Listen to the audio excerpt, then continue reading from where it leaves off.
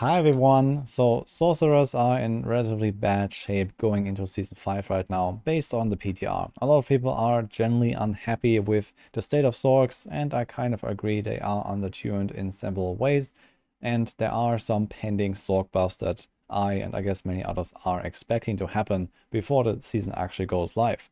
But there's also a light at the end of the tunnel. For example, we have this splintering energy aspect. This is based around Lightning Spear actually becoming a DPS skill. Personally, I really love this ability, and it is kind of sad that it was never really viable in doing anything besides being a bit of a support tool. But here it is actually the star of the show. This is the carry in this build, and you can see it in action. And I'm cruising for those pit 100s here on the PTR. And this is also with a few bugs included that make this a little bit weaker than it should be. So those might also get fixed and it might become even better. The gear that I have here is also not crazy. This is just typical like 0 to 1 GA gear or so, and 4 out of 12 masterwork. So this can become a lot better. And I've seen people reach way higher numbers.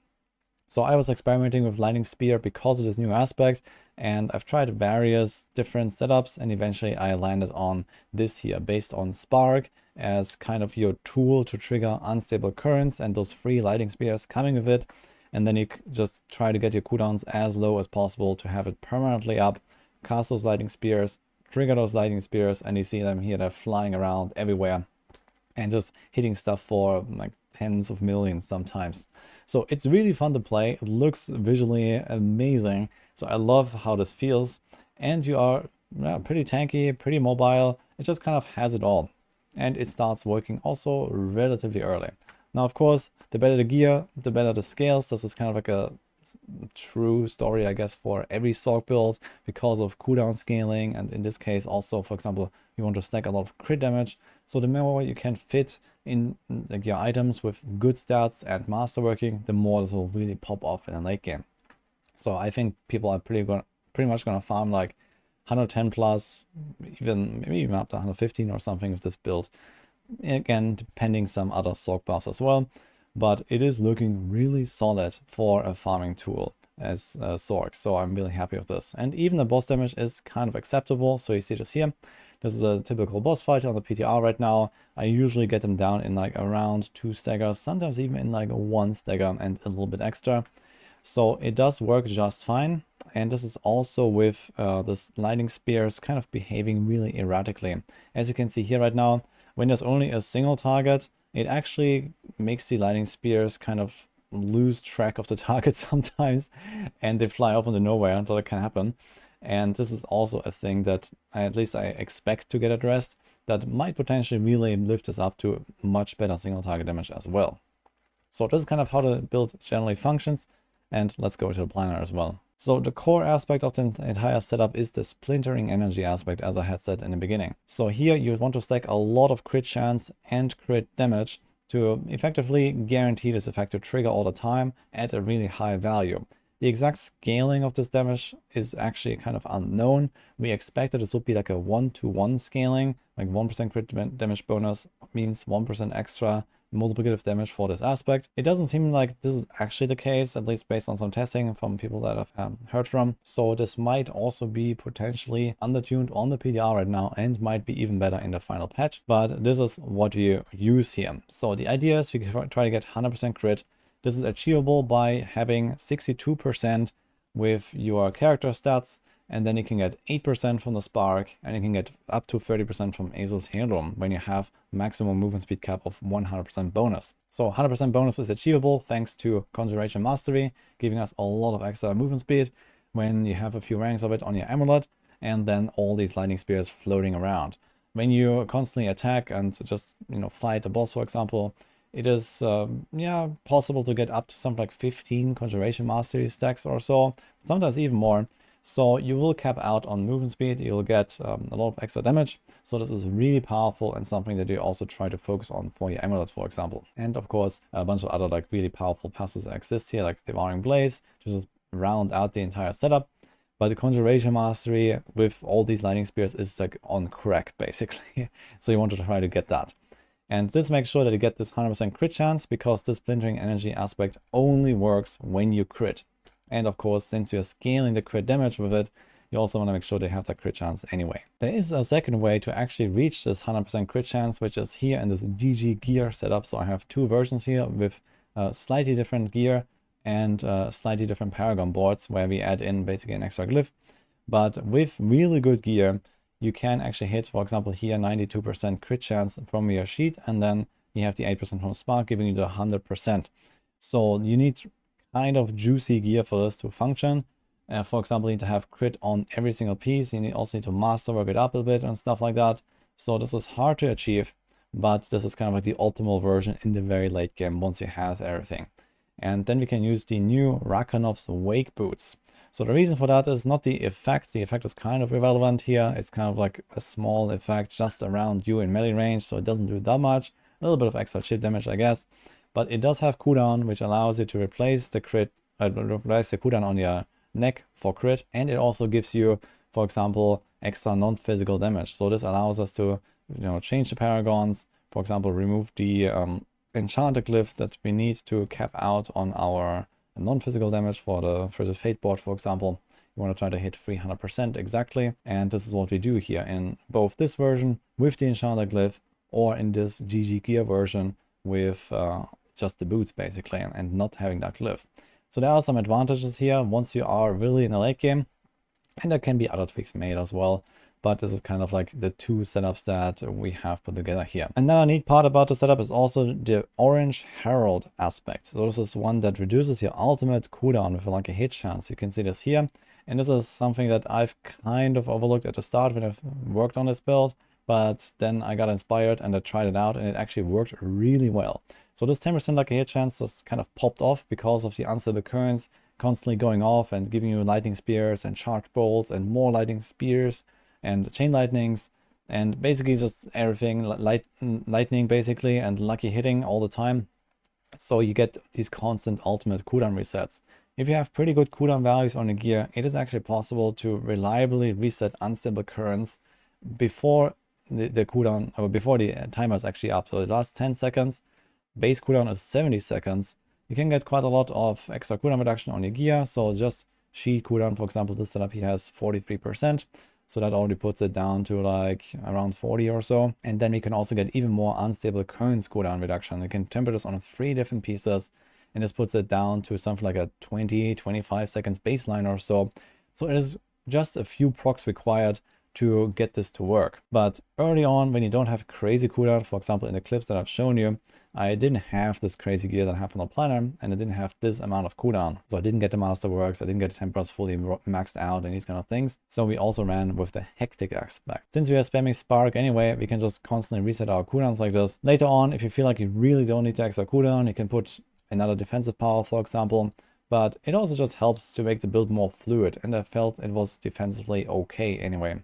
So I didn't really feel like the need to run another defensive power here. Maybe for like a high tier push or so, where you wanna like fight monsters a bit longer and tank them and stuff. But overall, it was alright. It also gives you extra random ice blades casts, extra random ice armor, extra teleports. So I just really enjoyed having Hectic together with the Orange Herald. So this resets the ultimate. This resets everything, and you have like a really nice, smooth speed farming combo here, even when your gear is not perfect with cooldown everywhere. All the other stuff that we have in the gear is basically just generic damage buff. So there's a Conceited, there's a Rapid for more Spark spams.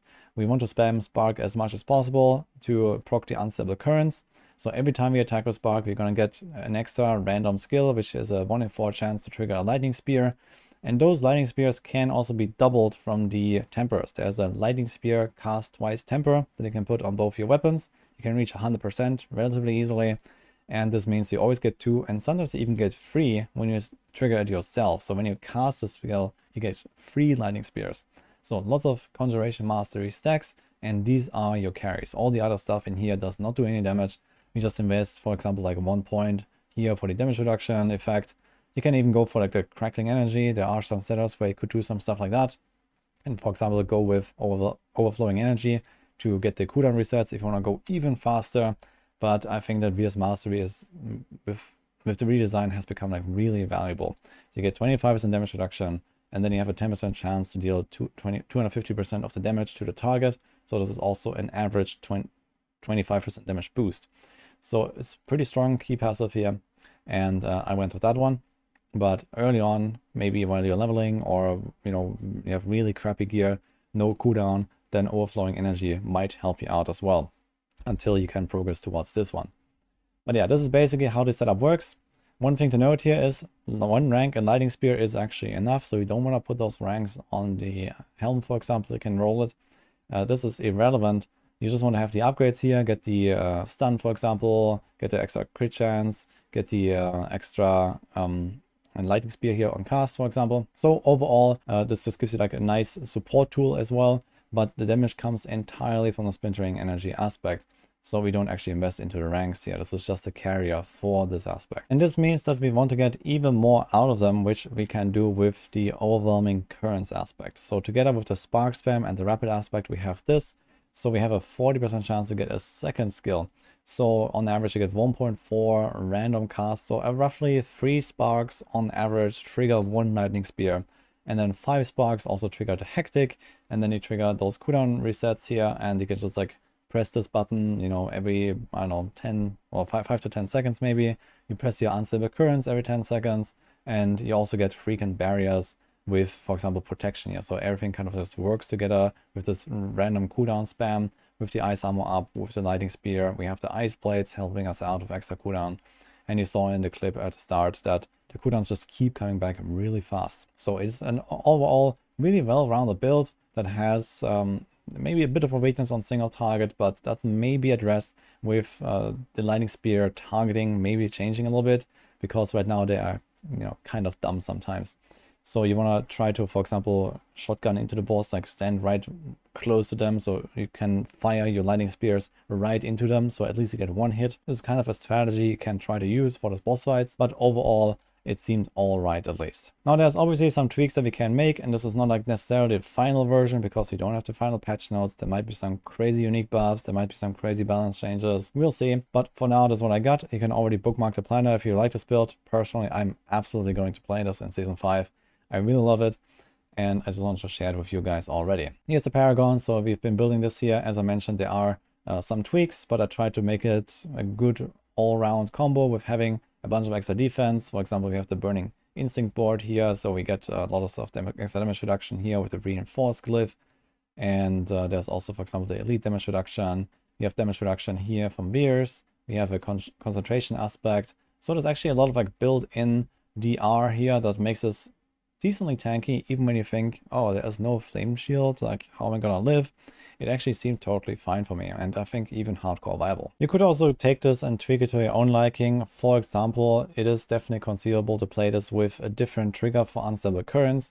You don't have to go spark, but it does have this nice attack speed synergy, for example, and it doesn't make you require any mana. But you could try, for example, that's what I did at the start with Chain Lightning. Chain Lightning allows you to get crackles.